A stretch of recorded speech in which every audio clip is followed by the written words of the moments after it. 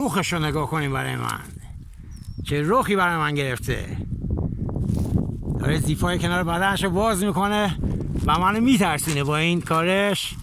مور زیبای ملوس یا پیتلوس، موری که با زیپای کنار بدنش اگر شما رو گاز بگیره باید با روغن سوخته خودتون رو نجات بدین.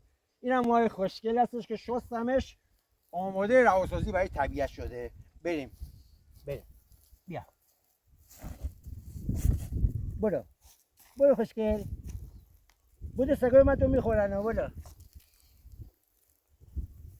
های بینو بچه خیلی باش کار نداشته باشین. برو عجله نکن کاری